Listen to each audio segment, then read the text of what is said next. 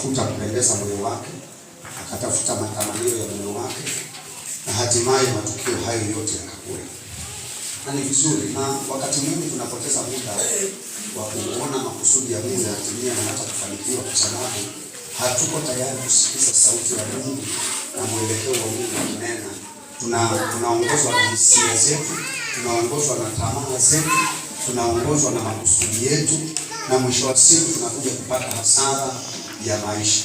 Kile ni vizuri ya kwamba from the beginning anza na Mungu.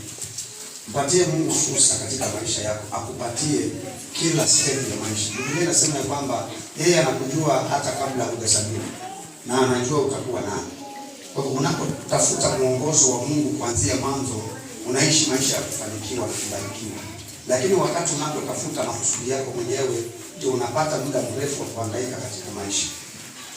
Kwa hivyo ni vizuri wapendwa, tuweze kutafuta makusudi ya Mungu kutoka mwanzo. Maisha ya watu wengi yanafikia kuwa unproductive, kwa sababu kila mmoja anatafuta ya kwake. Kila mmoja anatafuta kile anataka. Bwana Yesu asifiwe.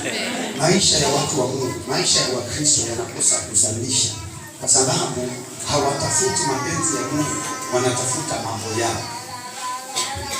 Hata utaona Wakristo wengi wako kanisani sio sababu wanatafuta mapenzi ya Mungu, sababu walisikia ukienda hapo utabarikiwa. Ukienda ukitoa tu mambo yatafanyika. Ukienda ukifika hapo tu miujiza itatendeka. So they are not after God. They are not after the purpose of God. Wako kwa ajili ya tumbo zao na matamanio ya maisha yao. Na ndipo sababu wanakapeniwa sana. Wanatoa mabahasha makubwa, wanazunguka muda mrefu na kila kitu kinabakia kikiwa katika hali ya kukata tamaa. Ni vizuri asubuhi ya leo umpatie Mungu nafasi akusaidie kutambua makusudi yake katika maisha yako. Hata ikiwa utachukua miaka 25, miaka 30, lakini ukijua kwamba hii ndio barabara ambayo Mungu amempatia kutimiza, inakuwa bora na baraka kuliko kuhangaika usiku miaka mingi usijue kule unakoenda. Bwana asifiwe. Tafuta makusudi ya Mungu. Mwambie jirani yako, tafuta makusudi ya Mungu. Usijihangaishe na kupoteza muda. Bwana Yesu asifiwe. Bwana asifiwe. Tafuta tu makusudi ya Mungu. Mara nyingi tunahangaika kwa sababu kukosa kutafuta makusudi ya Mungu. Wewe unaona unachelewa.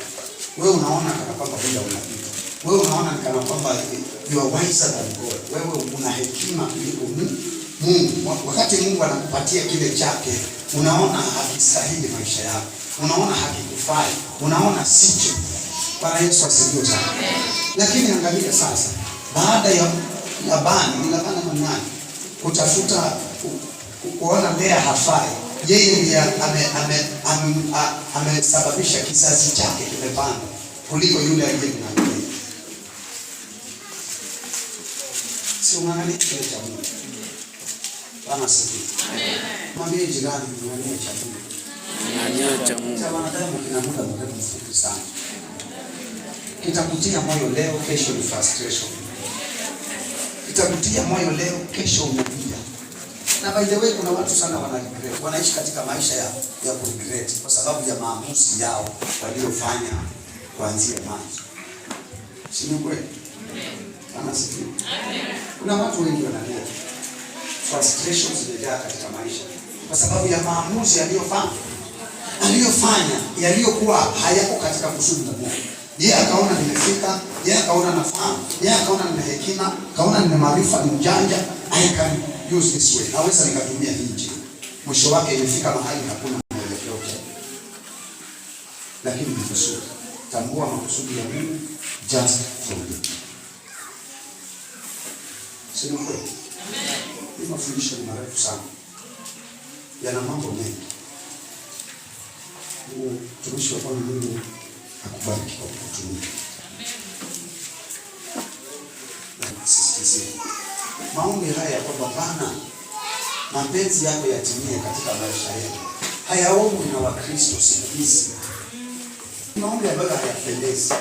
Ya kwamba Mungu, mapenzi yako yafanyike katika maisha. Hayapendi. Kama kuna Wakristo hawawezi kufanya haya maombi, ni Wakristo wa nyakati hii. Hawapendi Bwana, mapenzi yako yatimie. Msikilize Mkristo akiomba. Sikiza maombi ya Mkristo. Sijui kama ushawahi kuchukua muda ukasikiza maombi ya Mkristo. Anaomba aje? Nataka nisaidie, nibariki, nitendee hivi, ingilia hapa, onekana hapa, dhihirika hapa, jionyeshe. Yaani ni ya kwake tu, ni yale yaliyo akilini mwake peke yake, ni yale yaliyo katika mawazo yake, ndio anapeleka kwa Mungu, akifikiria kwamba anaweza akaconvince Mungu afanye vile anataka yeye. No. Unaweza ukaomba maombi mengi, unaweza ukafunga miaka mingi, lakini Yakobo anasemaje? Mnaomba kwa sababu hampati. Mnaomba na hampati. Kwa nini? Mnaomba vibaya. Mnatafuta kutimiza tamaa zenu. Our prayer is not about the will and the purpose of God. Maombi yetu ni kwa sababu tunataka sisi vile tunavyotaka. Lakini geuza mtazamo wako asubuhi leo. Nataka tusimame.